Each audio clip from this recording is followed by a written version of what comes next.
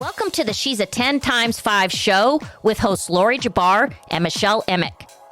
We're bringing public figures, subject matter experts, and other accomplished guests to the Studio 50 table to serve you up the best tips, tricks, and key takeaways that all us midlifers want to know about. Okay, time to join us for some times 5 fun. Let's go.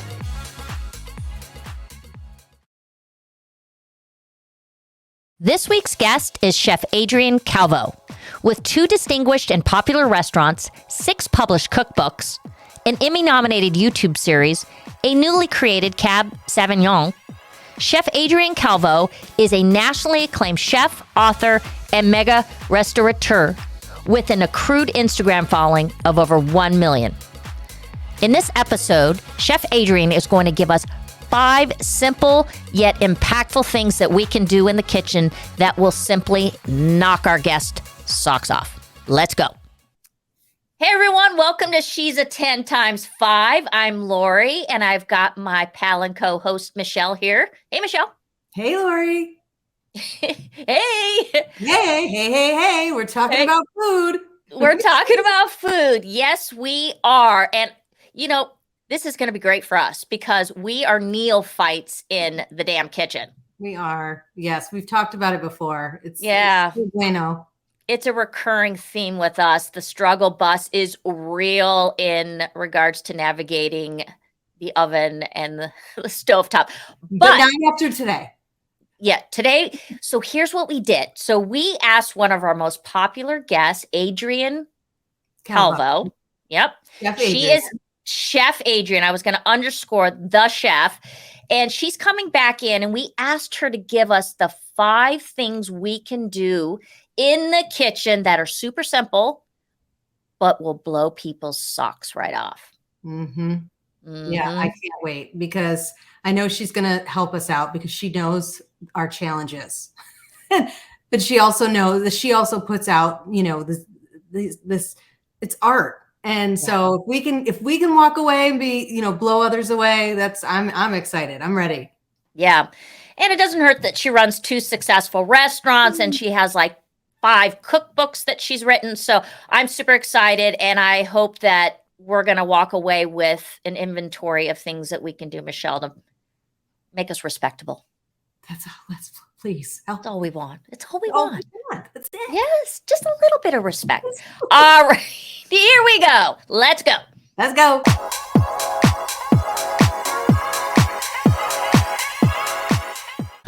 Welcome, Chef. Oh, thank you. Thanks for having me. You bet. And, you know, I'm so glad that you're back in Studio 50 with us. And it's kind of interesting because since we last spoke in the last interview, I have become obsessed with calling everyone chef. I want you to know that. She does. She even calls me chef. Yeah. If I don't know their name, I'll just call them chef. So, and all the movies that I've been watching with regards to food segments or chef, like I think of you all times. So. Oh, well, thank you. You're doing good until you start to talk amongst friends and you start to use words like heard or you start to say things like corner, hot behind. And it's funny when you say hot behind in a restaurant, in a kitchen, that means you're carrying a hot pan or something and you want people to be careful. You say hot behind out on the street, you know, but chef is okay. But if, you know, you start using that type of lingo, you're in trouble. Well, you know, now I'm feeling really disheartened because I thought I had a hot behind, but apparently someone was carrying a hot tray. Damn it. That's it, Lori. Yeah. Okay. Adrianne, we have asked you to come to give us, and we've talked about it before, we are neophytes, very not well adapted in the kitchen. And so 5 things that can make us look really good with our families and friends that are simple. Super simple. And this is where it's funny because in any type of social setting, people often ask me, hey, yes, I don't have all this time to be in the kitchen. I'm super busy, but I don't really want to cut too many corners. I don't want to buy food. I want it to be personal. I want my guests to be super impressed. I want them to think I was in the kitchen all day just for them. How do I do that? and I love to share some of these secrets. And it's funny, a lot of people are like, what? That really is how you make this? So number one, definitely I'd start off with a pre-batched, really fancy cocktail, a welcome cocktail. That's number one. And then I would get fancy with the ingredients that I would use, but that's just a matter of either getting a delivery service or going to the grocery store and buying the fancy ingredient. What I mean by fancy ingredient is one. For example, we're in summertime now, so let's get into a spritzer. Maybe you want to be a wine-based spritzer, but perhaps you feel a little bit like you want something a little stronger. Tequila and rosé right now, it's really in. So use a really nice rosé, your favorite rosé, throw in a splash of tequila, and use, let's say, kumquats, okay? People will be like, what is a kumquat? It looks like a little berry. It's nice and sour. If you can't get a kumquat, blackberries, that'll work. Any real like tart berry would work for this, you know? A little bit of simple syrup, throw it in there. You can get dehydrated fruits if you want to on on Amazon or something like that. But a lot of grocery stores nowadays sell the dehydrated citrus, you know. Now that mixture of the tequila and the rosé and the simple syrup, you can batch that up the day before or even a couple of days before. Put that in the fridge. You pop that out as guests are arriving and they're going to be like, excuse me, where is your mixologist? You know, but yeah, that's one real easy way. I mean, and the flavor combination, it's going to be through the roof, you know. If you want to get even fancier with that, you throw in a little sparkling grapefruit soda. And there's numerous brands of grapefruit soda that are out there now that taste amazing. But that's one of the things that I do at my house. And people are like, whoa, where can I get this? Can I get this at one of your restaurants? I'm like, no, I mean, this is how I entertain at home. But it's just one of those things where, you know, you think that you're either a fancy mixologist, a professional bartender, but really you threw a couple of ingredients together, batched it up, put it in the fridge, and when you're ready, when your guests were coming over, you brought it out. Yes, and I'm so glad you said that. So we have a friend of ours that she does that. She is like known for creating these beautiful cocktails, and it really does set an impressive mood. Like it just sets the table for, we're going to have fun and conversation. And so I love that you brought that up as the first point. Well, it sets the tone for like this elevated type of dinner party where even if the food sucks after that, somehow you're already set up for like, these people know what they're doing, or this is one notch above, you know. So starting off with one of those really delicious cocktails is always for me the way to go. Second, I'll start off with first course, and I like to just go with a punch right from the get. Now, scallops. If you don't have a seafood allergy, scallops seem to be very intimidating for people. Like they tend to only eat scallops when they buy it from a fancy restaurant or whatnot, but cooking scallops, restaurant style at home, is always like taboo. And I can't figure it out why, because it's actually one of the easiest things that we do as chefs. So get yourself some sea scallops, nice and big. Very simple, salt and pepper, a little bit of butter, and a hot skillet. And you're gonna just cook for 2 minutes, not a minute more, just 2 minutes. With that butter, you're gonna throw in a splash of light soy sauce at the very end. And that is it. When you have that sea scallop, nice with that nice crust from just searing for 2 minutes, you're gonna flip it over, you're gonna cook it for another 30 seconds or so. It's gonna be that perfect medium well. So it's not gonna be raw, but it's not gonna be overly done and chewy. That butter is gonna create a brown butter that's loaded with umami. That's that sixth taste sense that's like, I don't know why this is so delicious. You can't figure it out why, you know? Yeah.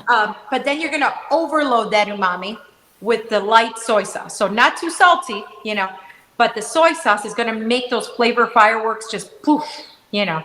So you did this with the 4 or 5 ingredients, okay? You put those in a nice little line on a nice rectangular plate. You spoon that brown butter, that soy brown butter over the top. You might put a skewer, you might just fork it so people pick up a fork and pop it in their mouth.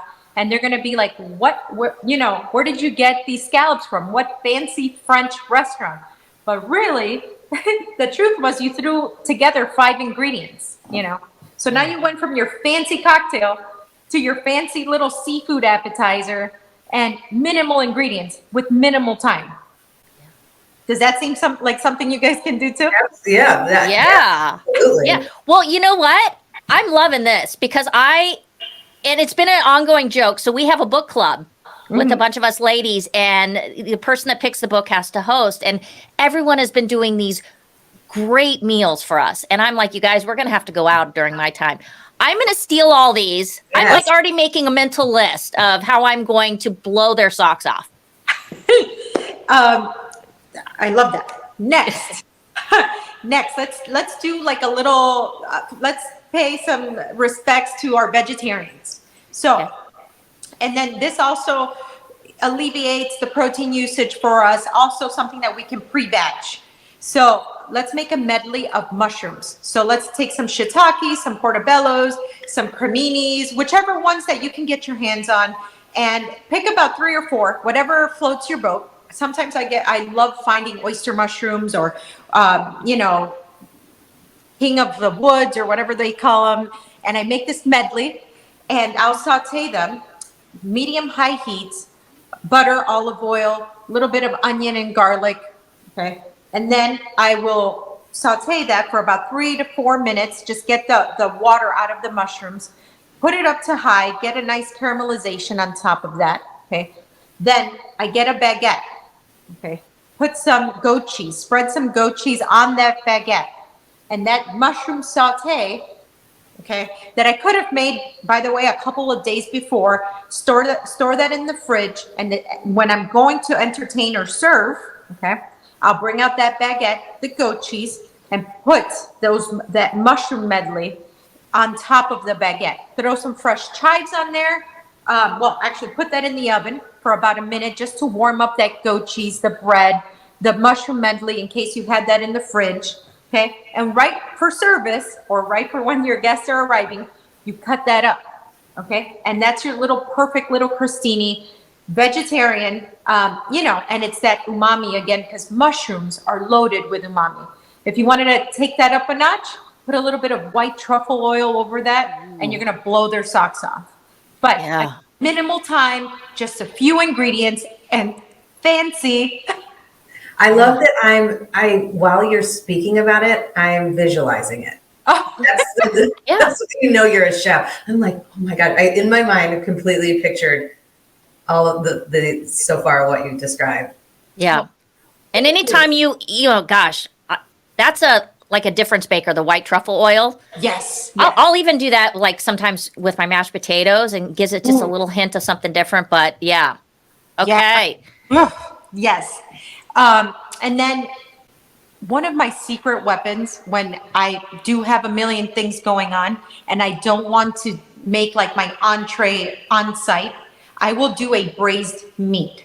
Okay. So whether that's chicken or beef or pork or whatever, it's like my secret weapon. I'll do like short ribs, right? So I'll use a crock pot, I'll use a Dutch oven, whatever floats your boat. But the trick is you throw in there garlic, onion, carrots, celery, the short rib, or if you wanted to replace your protein, you can do chicken, or you could do pork shanks. You get so many things so many ingredients can be interchanged for this recipe. It's very, very versatile. A can of tomatoes.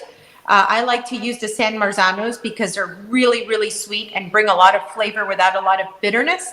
Okay. Salt, pepper, cover it up, low and slow, forget about it. Go do all the different things you got to do. Decorate your space. Go pick up the kids from school. Do what you got to do. When you uncover that after 3 to 4 hours, or if you go slower in the crock pot, 6, 7, 8 hours, you are going to have the most spectacular, flavorful, rich, delicious, fork tender meat you've ever had. And your guests are going to think that you've been slaving over the stove for hours on end and you've been stirring and mixing. But really what you did was put everything in a pot and forget about it. But the result it's awesome. And it's almost foolproof. You cannot burn it. You cannot overcook it. And you could essentially forget about it, come back to it, and it'll be perfect. Serve that with a little bit of mashed potatoes, risotto if you want to be fancy. Tacos, forget the mashed potatoes. Grill up some tortillas and let it be a short rib taco. It's fantastic. But again, the low and slow, that fork tender type of meat lets guests really believe that you've been slaving at the stove for hours on end for them, but in fact, you have not. So you don't put any like broth or sauce in there? Yes. So the tomatoes, I'll put in some water, I'll put in some stock. It depends on whatever I have on hand. But your flavorings really will be from, the garlic, the carrot, the onion, the tomato. The tomato has a lot of juice, and as it cooks down, the meat itself will render a lot of its own juice. So I'll watch that more or less if, I see that it needs more water. Classic recipes will call for like beef stock or beef broth, or if you're using chicken, vice versa, chicken and yeah. Okay, and you're saying 3 hours or? 3 is the minimum, low and slow for 3 hours. If you're doing a Dutch oven or one of those like deep pots, anywhere between 3 and 4. If it's a crock pot, it goes on longer because crock pots were designed for you to be able to go to work and come back. Yeah. So 6 to 8 hours in a crock pot. But what's wonderful about these types of recipes or this type of technique of cooking is that you can really forget about it, and it'll just continue to cook. It's very forgiving. I love that. Set it and forget it. Yeah. And that's something my 2 boys would, love, because they're definitely meat eaters for sure. And it's something that you can make a lot of, which this is something that I like. And then later on, if you're into like meal prepping, it's something that can like lend itself to multiple recipes. So let's say you did tacos one night, short rib tacos one night, you could throw it in some rigatoni and make rigatoni and, and short rib the next night. You could then serve it with mashed potatoes. You can actually, Sunday brunch, make a really awesome like tostada with fried eggs on top, or, chilaquiles or really bomb eggs Benedict. Yeah. Yeah. Yum. All right. Gosh. Yeah. I'm getting hungry. All right. Okay. So dessert can be like a killer thing, but for me, dessert, using bread pudding for dessert is really spectacular. It's something, again, that you can prep ahead of time, and it's something that makes people believe that you were cooking for a long, long time. Throw in some croissants. I don't use stale bread. I like using croissants. Condensed milk, heavy cream, eggs, vanilla, salt. That all goes in. Mix it up. Bake 350, 30 to 40 minutes. And again, you forget about it. This can be baked 4 to 5 days ahead of time and bring it out, serve it with some ice cream, some whipped cream, whatever you'd like on the day you're entertaining. But again, you just mixed everything in a pot, you set it in the oven, super easy and not complicated. Wow. Lori, we can do this. I think we can. I'm serious. As remedial as we are, I think this is something that we can, remedial. Not remedial. Oh my gosh. Well, I think I told you, Adrianne, my kids call my food prison food sometimes. Well, with these tricks, you can get away with murder. Okay, I have a question for you. So you've just nailed 5 things that I think anyone can tackle. What are maybe a couple things that are secret weapons that you have that might be a sauce or a seasoning that we always need to make sure we have on the ready in our kitchen? Ooh, that's a great one. A sauce or a seasoning? Well, you mentioned truffle oil because that's something that's very portable to a lot of different things, and it has a very unique flavor. Is there anything else that you say, this is... I love having light soy sauce on hand because I use it in many different ways. It's not just like what people think of, like, oh, soy sauce goes in fried rice or just sushi or whatnot. I do use it as like my secret weapon to elevate a lot of dishes. I also love having a can of organic San Marzano tomatoes for anything. It's not just for pastas or marinara sauce. I do love to have it for any time that I'm going to braise any type of meat. Okay. All right. So last time we spoke, we had mentioned I had visited Per Se, and I'm not a caviar person. They made those amazing scrambled eggs. Question for you, because we're a breakfast family on the weekends. Anything spectacular you can recommend there? Ooh. Oh my gosh. Oof. You mentioned the Eggs Benedict, right? Yes. I really love bold, bright, new Mexican flavors for breakfast. I'm the opposite. I'm not a breakfast person at all. So by the time that I do have breakfast, it's going to be like a lunch. Yeah. It's a lunch. Yes, exactly. Yeah. So what I'll crave are these big flavors. Like I love chilies. I love chilies and I love cheese in my eggs. I love crunch. So, like chilaquiles for me is like a perfect breakfast dish. So at the restaurant at Chef Adrianne's, we make this really bomb chilaquiles. So we fry tortilla chips to order. So you get them really nice and crispy. We have shredded short rib over the top. We'll do roasted chilies, roasted sweet onions. A pico de gallo goes on top of that. Fried eggs, and then fresh queso blanco on the top just to round it out. So every bite you have crunch, you have the richness from, you have that fried egg that kind of oozes over everything. You have that subtle heat from the chilies, not overly spicy, but it's enough of that flavor that keeps you wanting more, That's breakfast my way.